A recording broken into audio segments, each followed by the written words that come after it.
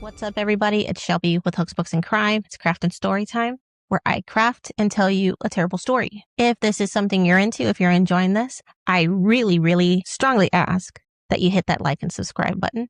Please tell your friends. I'm trying to grow here. I'm going back to my dual screens. I tried something different. I didn't like it. I want to go back. Now, as usual, if you like to craft and listen to true crime, let me be your girl. That's what I'm here for. I too like it. And I want to create a crochet circle vibe around it. There's a lot of us. I just need y'all to come here and hang with me. With that being said, let's get started. On September 24th, 2006, a Polish student in Glasgow goes missing. Her name is Angelika Kluk. She works at a church in the area, St. Patrick's Church, and she's well liked. She's a very nice girl. She's a good student. Everybody in the community likes her. But she's disappeared and they're very concerned. The last person she was seen with was the church handyman, Pat McLaughlin. And in her disappearance, everybody's like all hands on deck trying to get the word out, trying to see if she's okay, except for one person. And when police start to, like the first visit of the police coming to investigate her disappearance, this person's like, not bothered by it. But the police keep coming back. They want to ask more questions.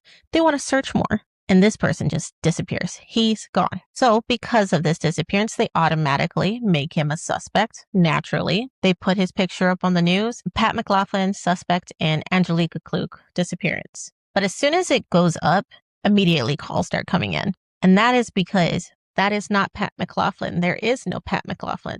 The picture on the TV is a man named Peter Tobin, who was known and had a history of assaulting and abusing women. So Peter Tobin was born August 27th, 1946, which is eerie because that's when my grandmother was born. However, she's fucking awesome. She's like the coolest. This dude, piece of shit.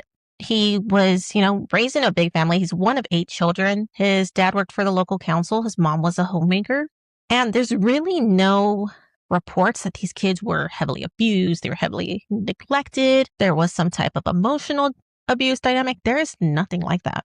From what it seems, all of them are well adjusted, except Peter. 1 bad egg out of 8, not bad at all. However, the bad egg is like rotten to the core. So yikes. And Peter proves that he's the problem child pretty early on. He's actually sent to reform school at the age of 7 because he keeps committing theft and burglaries. Burglaries at 7. What the fuck is he sneaking into and stealing? That's insane. He goes to the reform school. He comes back.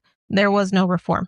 Peter is still committing these acts. It's really habitual and in his nature at this point. The family moves around and literally no matter where they go, it has nothing to do with Peter's surroundings, obviously. Peter's going to do Peter because the behavior just keeps going and it kind of ramps up. He just can't help himself. It's a compulsion. It's a high. Dude's like fucking nosediving down fast. And the thing is, like, Peter does get in trouble. It's not like he was doing all this and never getting caught. He was getting caught. It just, consequence did not affect him. He did not care. It really didn't bother him. Anytime, like, the law would come down on him, completely unfazed. As soon as he's out, he's right back to it. So when Peter's 22, he meets a 17-year-old girl named Margaret.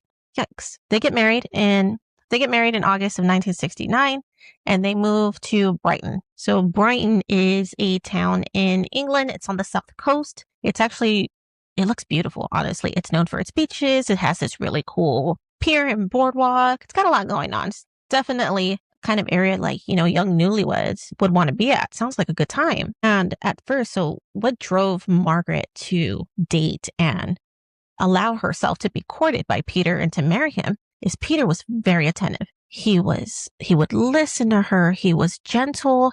He was always concerned. He was such a charming man that he like swept her off her feet pretty easily. And he's kind of like the ideal partner. They moved down to Brighton and all of that is just gone.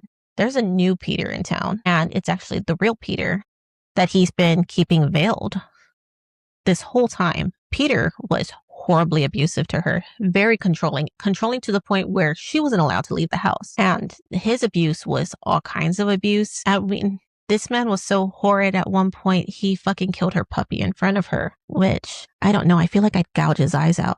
But she's 17. That's terrifying. She probably had no other experience with men to be like, shit, this isn't normal. And she knew this wasn't normal, but she's trapped. He moved her away from her family. She's very young, and if he's not letting her out of the house, she's probably not working. What made him even scarier is that Peter would flip.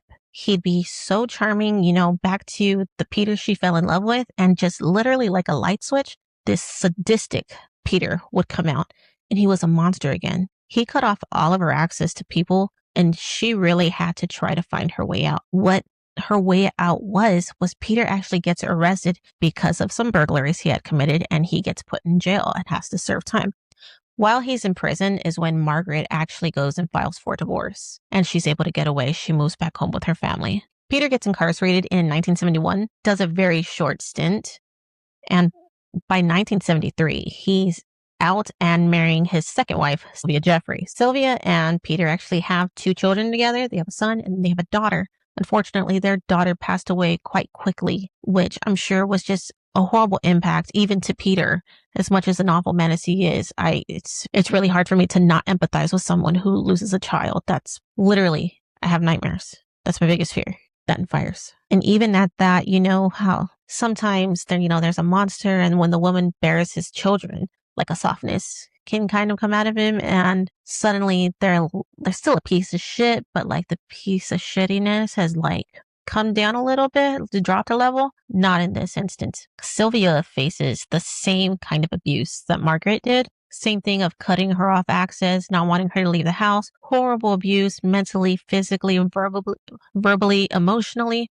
And I'm sure it's even harder when you have children because you want to keep them safe and you're not in a safe environment. So Sylvia starts planning to get out also. Luckily, in 1976, Sylvia is actually able to escape Peter with her son. How, I didn't see, but I'm sure she planned this in secret, which is just terrifying. The fear of getting caught and having that taken away, unimaginable. I'm so glad she got out also. After Sylvia leaves, he's completely unfazed. He goes on about his life, picking up odd jobs, committing crimes. It's really how he supports himself throughout life. And he kind of goes about this way for quite a while, for 13 years. And then he meets his third wife, Kathy. Now, Kathy was only 16 when she met Peter. Okay, and let's do the math here.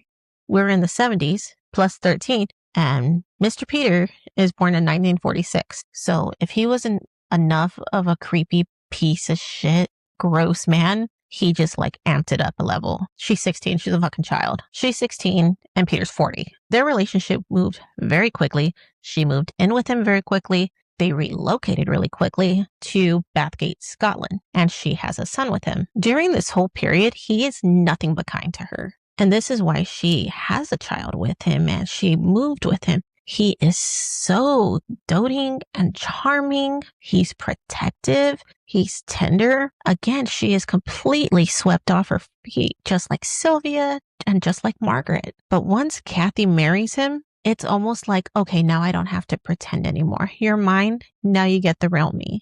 That's the vibe I'm getting from this. So Kathy, just like the previous wives, was trapped in her home with her son. She's not allowed to leave. He would even hire people to make sure she doesn't leave the house. And I mean, this man would have, force her to have really rough sex to where she's in pain and she's scared. And if it wasn't her, he would bring home other young women and would make her watch him have really rough, abusive sex at this point. Because I highly doubt these women consented to being fucking bludgeoned in the face while having sex. And she had to watch him do this, which she probably felt so helpless that she can't help herself. She can't even help this girl. That's a whole different level of mental torment, really. Luckily, Kathy found what could get her out. And little by little, she was saving money. She's finally able to save enough for a bus fare for her and her son. And she just hightails it out of there. She never has to see him again. So in 1991, Peter actually moves back to South England to a town called Margate, and he does this to be closer to a son. When he's in Margate, he's considered a good neighbor. He keeps to himself. He doesn't cause a ruckus. He's not really nosy, and he's not rude either. He keeps to himself, but anytime a neighbor needed help with something or something seemed wrong, he'd offer assistance and would help take care of everything. Really, there were no red flags for these neighbors. But at some point in Margate, he just ups and leaves. He's just gone. And his neighbor was kind of all right. He thought it was weird. But again, there was nothing really nothing that stuck out at him as like, this dude's fucking weird. It was kind of like, he's weird. And it turns out Peter actually moved to another town still on the south coast of England called Havant. He moves there. So on August 4th, 1993, his 5-year-old son's there with him. And that evening, 2 14-year-old girls actually go to his neighbor's house. They're knocking on his door. However, the friend they're trying to visit is not home. So Peter offers to allow these girls to wait in his flat while their friend gets home. He puts his son to sleep, and then Peter drugs them with amitriptyline. And amitriptyline is a medication used for depression, chronic pain. Its whole purpose is to fucking knock you out, really. That's what it does. And in this case, that's what happens to these girls. They just knock out, they black out from this medication. Once they pass out, he sexually assaults them, and then he actually leaves them for dead. He turns the gas on in his flat and leaves with his son, hoping that they would suffocate before they actually wake up from the dosing. Fortunately, one girl wakes up just in the nick of time, is able to get her friend to wake up. They escape and they run and tell the police what happened. And Peter evades arrest, not for very long. He tries going by the name Peter Wilson, but they catch him. His hideout only lasts for 40 days and he's captured. In 1994, he pleads guilty to rape and assault, and he's sentenced to 10 years. However, so when Pete's released, he actually leaves the area he was in and changes his name to Pat McLaughlin. And he does this to avoid having to do the sex offender registry without him having a reputation. He's really trying to just avoid all of the consequences of his actions. And he actually moves to Glasgow, Scotland. Peter, now Pat, actually at some point like stumbles upon this church, and on this day the weather conditions are really, really bad. This charity that works with the church offers him some dinner, and the priest offers for Peter to be, or Peter, now Pat, to sleep in the church so he doesn't have to go back and bear those conditions at night. After eating, he can just have a restful sleep. And after this, first Peter starts to work with the charity, doing little odd jobs for them, and he would help the church out as well. Then, like, eventually there's like a transition, and he is solely the handyman of St. Patrick's Church. And really, everybody thinks he's a nice guy. And see, the thing is, Peter grew up Catholic. He was raised Catholic. And it seems like he kind of felt like a safety here. He understands the culture and the behavior, the mannerisms. He kind of knows what's expected of him and what to expect of people. So he's able to blend right in. From, like, I think I saw a bunch of documentaries on this and read a bunch of articles. I only found one person who was in this, involved in this church community at the time that he was there. And I really only heard one person who was just like, everybody liked him but me. There was one person who could see through him. And that's really scary that there's all these people and only one.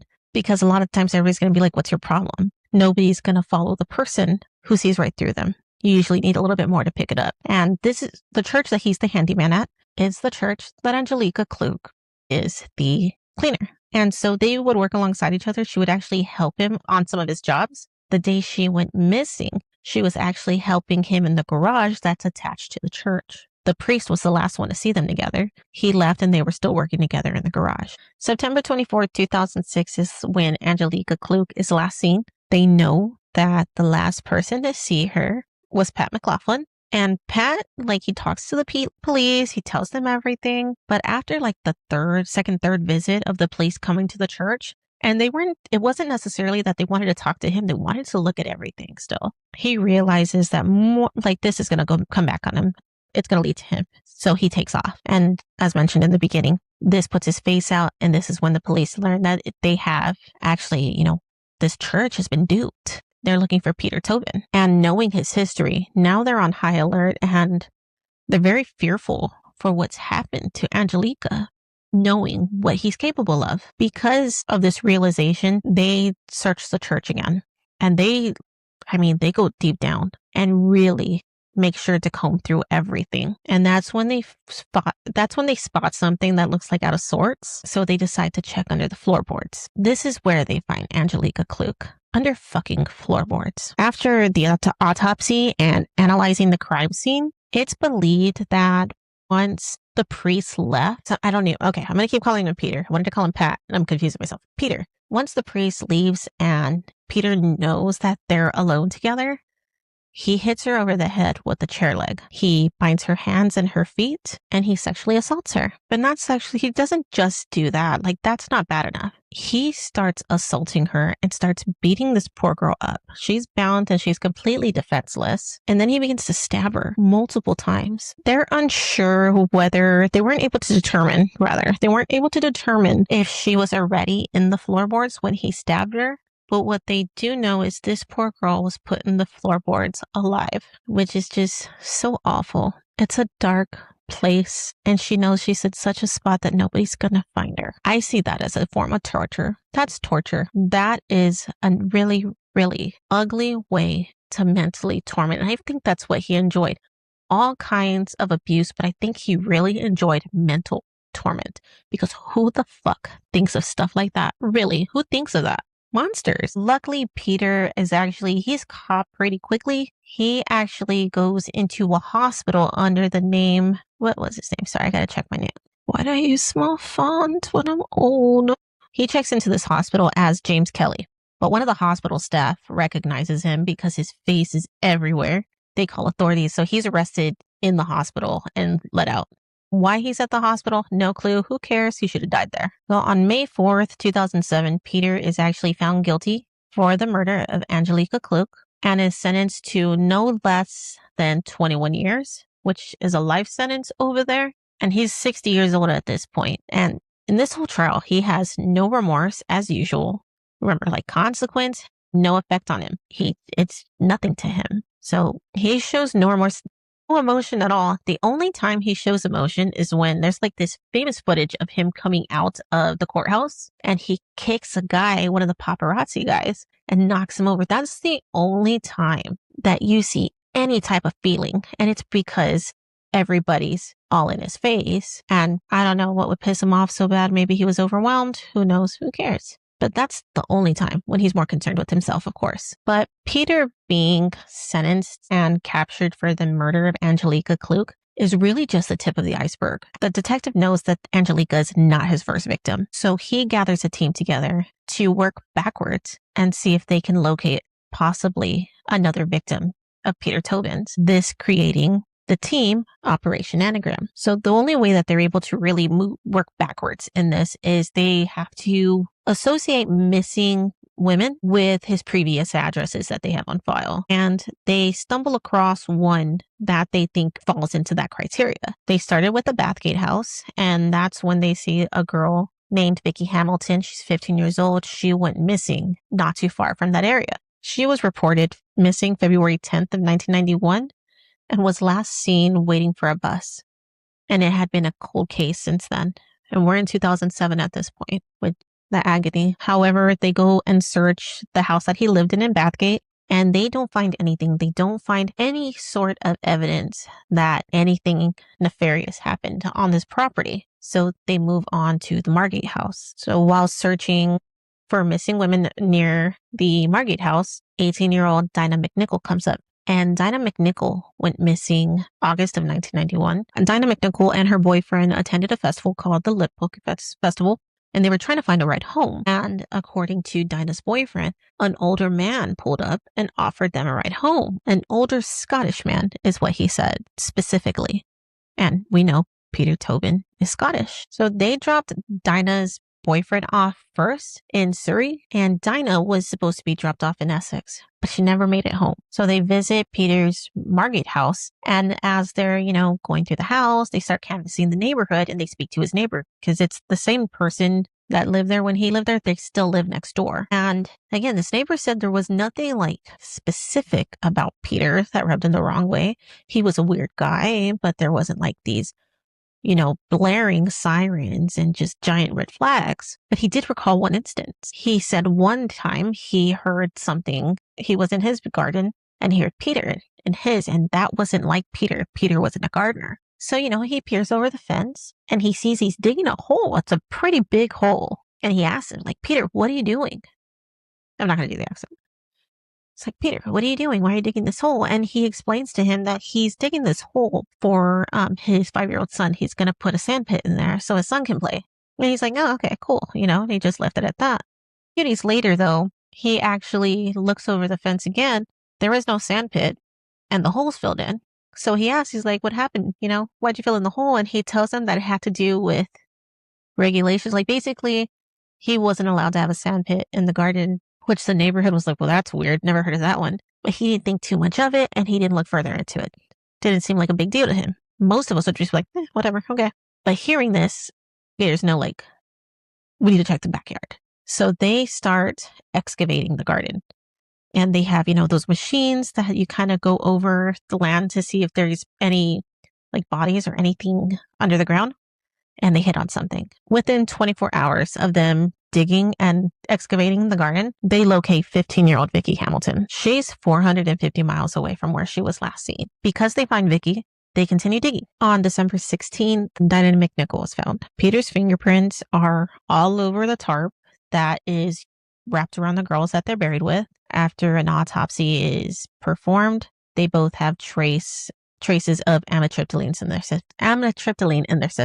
their system. Good God. Amitriptyline in their system. There. So, and at this point, that's kind of like his MO, I would say, because that's what he did to the two girls. So Peter received a 30-year sentence for Vicky Hamilton. And on December 16th, 2009, one day before my 19th birthday, he receives another life sentence for Dinah's murder. So after this, they interview Peter, and he claims that he's murdered 48 women. And he's very boastful about it and very arrogant because he'll tell them this, but he will not assist in locating these girls at all. Doesn't even drop the slightest hint. Investigators believe this to be true, or at least to be partially true. They definitely feel there's more than just two that they're looking for. And it's really hard to believe that he would take a break, for 10 years and then start murdering again. Usually you age out of murder. You don't take a gap, you don't go on a hiatus for 10 years. No, that just doesn't happen. However, Operation Anagram was unable to locate any more victims. They weren't able, anything that they could kind of tie together, it always fell through. And in 2011, Operation Anagram is dissolved. So Peter Tobin died on my man's birthday, October 8th, 2022. I assume a small consolation for all of the people that his actions impacted. Angelica Klug's parents trusted the world with their daughter, and they trusted their daughter enough to let go and allow her to go to another country and study. A lot of people struggle with their kids going to just a different city for college. She's in a foreign country. She was a good girl. She didn't do anything wrong. She didn't put herself in a position only to meet her demise in a fucking church. I have nothing against churches. I never blame the church. I blame the people who look at the church as a way to abuse power. That's what it is. It's never the church, it's the fucking people for the most part. But I think that coincidence would eat at me. But if you're religious, I guess you could also see it that she was in the Lord's house when she went. It's a really hard way to process that, I feel. Just like any type of loss, especially when they're taken from you unnaturally. And then there's Dinah and Vicky's families. They waited 15 years for an answer. That is double Vicky's lifetime, nearly double Dinah's lifetime. That family had to lie in wait. 15 birthdays. And we don't know what their relationship was with their family at the time. You hear so many people I was mad at them, we got in a fight, and I was mad at them, and then they passed away. I would really hope that's not the situation here, because I can't imagine. You already have the pain of not knowing, the fear of not knowing, the worry of not knowing, and then you mix in some type of conflict that has to fester for 15 years because someone just can't fucking control their impulses and is just sick in the head. The agony I feel thinking about that is already so palpable. I couldn't imagine living through it. And then you think of Dinah's boyfriend. Imagine the guilt that poor kid felt, and possibly even the judgment he felt of allowing Dinah to ride with this man to go home. I have no doubt that kid, or if he's around her age, you're still a kid, technically. That kid probably had nightmares, possibly PTSD. I don't know if that's considered survivor's guilt, but there's a guilt there. And I hope that's brought him some peace as well. And what do we do with this information, right? What can we learn and what can we grasp from this? Because it has to mean something, right? And the only thing I can think of really in this case is we need to be aware and we need to be vigilant. Luckily, in this day and age, you have My Favorite Murder saying fuck politeness and go with your gut, which, that made me feel better because I was always considered a bitch because I always went with my gut. And if you gave me a bad vibe, too fucking bad. Sorry. We have that openness now where if we can be that way and, we can just apologize for it and people will understand. We have to be vigilant. We have to be aware. We have to be grateful that he was captured and that his ex-wives were willing to offer their testimony to help find him, and that this man was taken off the streets and he can't hurt anybody else. We have to be grateful for even that little shed of light at the end. And of course, there's a light of these girls finally being returned to their families and resting peacefully. But that is the story of the horrible, horrible man, Peter Tobin. I thank you for joining me today. Again, if you enjoyed this, please hit that like button, subscribe, tell a friend, but I'll catch you on the next one. Okay, bye.